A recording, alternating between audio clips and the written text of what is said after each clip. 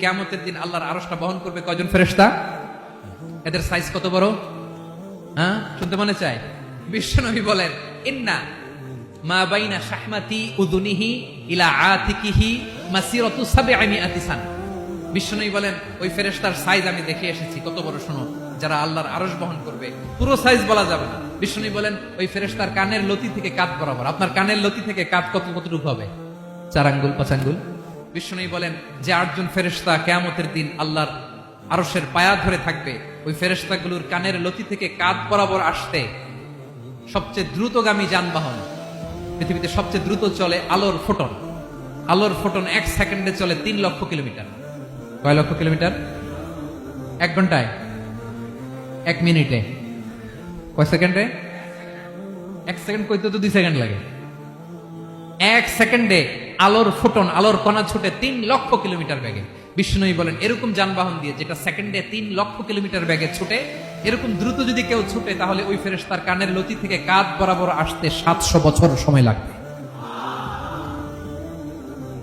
এজন্য রব্বুল আলামিন বলেন, ওয়াসিআ কুরসিয়ুহুস সামাওয়াতি ওয়াল আরদা। আল্লাহর কুরসিটা আকাশ জমিন সব চাপিয়ে যাবে। তাহলে আল্লাহ কত বড়! সুবহানাল্লাহ।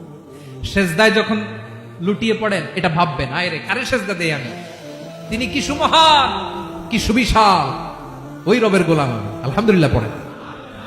9 নম্বরে আল্লাহ বলেন, ওয়ালা ইয়াউদুহু হিফযুহুমা।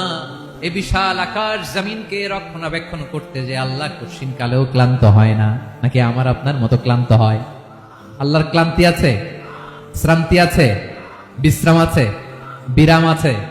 ঘুম, জিমানি? সুবহানাল্লাহ পড়েন। আল্লাহ বলে, ওয়ালা ইয়াউদুহু হিফযুহুমা। এগুলোকে রক্ষণাবেক্ষণ করতে আল্লাহ ক্লান্ত হয়ে পড়েন না। 9 নম্বরে বললেন, আল্লাহর কোনো ক্লান্তি নাই, সব কিন্তু দেখভাল করেন। প্রতি মুহূর্তে, প্রতি সেকেন্ডে যার যেটা লাগে করেন। এই পুরো বসুন্ধরা, পৃথিবী, মহাবিশ্ব যেভাবে চলা দরকার সৃষ্টির পর থেকে আজও চলছে। চালায় কে? ইঞ্জিনিয়ারটা কে? আসল কারিগরটা কে? 9 নম্বর চলে গেল, আল্লাহ ক্লান্ত হন না। আর বাকি রইল কয়টা? সব শেষে আল্লাহ তাআলা বললেন, ওয়া হুয়াল আলিয়ুল আযীম। ওয়া হুয়াল আলিয়ুল আযীম। তিনি হচ্ছেন আল আলিয়ুল আযীম। সব শেষ কথা। প্রিয় ভাইয়ের, আমি বলেছিলাম আয়াতুল কুরসিতে আল্লাহর মোট কয়টা সুন্দর সুন্দর নাম আছে? 2টা তো বলে ফেলছি। এগুলো কি ছিল? আল হাইয়ু, আল কাইয়ুম। এবার সব শেষে 3 আর 4 নাম্বারটা আসছে। এটা কি? একটা আল আলী আর একটা আযীম। 3 নাম্বারটা হচ্ছে আল আলী, 4 নাম্বারটা আযীম। আল আলী মানে হচ্ছে সর্বোচ্চ, দ্য গ্রেটেস্ট, দ্য হাইয়েস্ট। তার উপরে কেউ আছে? ঊর্ধ্ব জগতের যে বর্ণনা দিছি, কি বুঝলেন? আল্লাহর উপরে কেউ আছে? এজন্য তিনি হচ্ছেন আল আলী, সবচেয়ে উপরে, সর্বোচ্চ, দ্য হাইয়েস্ট। তার উপরে কেউ। এজন্য আল্লাহ বলেন, সাব্বিহ ইসমা রাব্বিকাল আ'লা। আল আলী আর আল আ'লা কাছাকাছি অর্থ। প্রশংসা করো ওই আল্লাহর, যিনি হলেন আ'লা, সবচেয়ে বড়। তার চেয়ে বড় কেউ আছে নাকি? তার উপরে কেউ আছে নাকি? আল আ'লা। এজন্য আমরা যখন সিজদায় লুটিয়ে পড়ি, আমরা যখন সবচেয়ে নিচে যাই, আমরা বলি, আল্লাহ তুমি সবচেয়ে উপরে।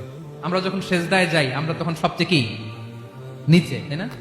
এর চেয়ে নিচে আর মানুষের সবচাইতে দামি অঙ্গ কপালটারে মাটিতে ঘষি, আমি সবচেয়ে নিচে, আর আমি বলি সুবহানা রাব্বিয়াল আ'লা। সুবহানা রাব্বিয়াল আ'লা। আল্লাহ তুমি সবচেয়ে উপরে, আমি সবচেয়ে নিচে, কিন্তু তুমি সবচেয়ে উপরে। সুবহানাল্লাহ পড়ে। আল্লাহ বলে, আমি হলাম আল আলী। 4 নম্বরে আমি হলাম আল আযীম, হাইয়ু কাইয়ুম। শেষে বললেন, আমি হলাম আল আলী, আমি হলাম আল আযীম। আযীম মানে সুমহান, দ্য সুপ্রিম। সুপ্রিম। আল্লাহর সবকিছু চরম পর্যায়ে। তার সবকিছু কি? আল্লাহর শাস্তি চরম পর্যায়ে, আল্লাহর দয়া পরম পর্যায়ে, তার সৃষ্টি প্রকাণ্ড, তার ক্ষমতা প্রচন্ড। তিনি আল আলী, আল আযীম। আওয়াজ করে পড়েন আল্লাহু আকবার।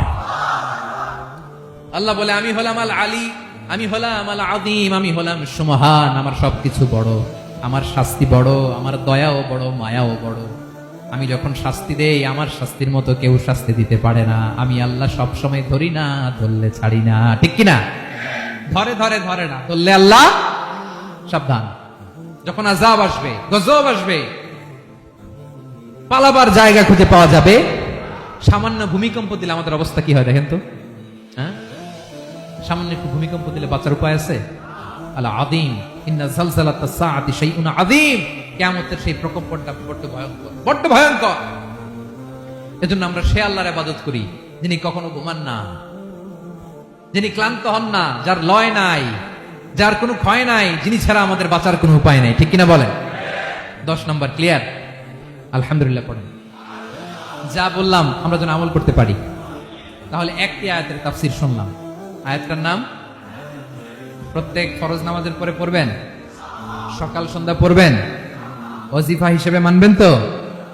কোন সূরায়? আয়াত নাম্বার মোট কয়টা কথা? 1 নাম্বার, আল্লাহ ছাড়া কোনো ইলাহ নাই, তাকে ছাড়া কাউকে সেজদা দেব।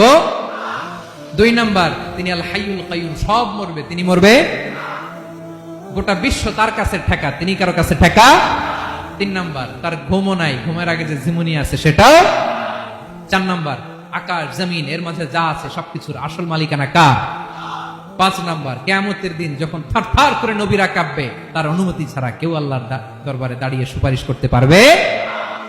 5 নাম্বার, আমাদের সামনে পেছনে উপরে নিচে প্রকাশ্যে গোপনে যা ঘটে কেউ দেখে না, দেখে কে? কেউ জানে না, জানে কে?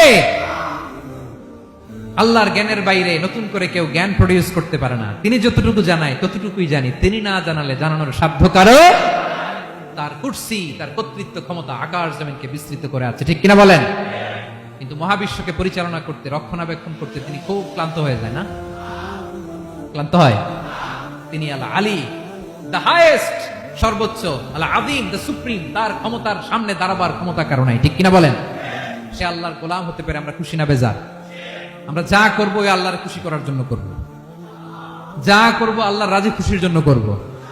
মনের দুঃখ জ্বালা ফেসবুকে শেয়ার দেওয়ার আগে আমি শেয়ার দেব কার সাথে? পারবেন? পারবেন?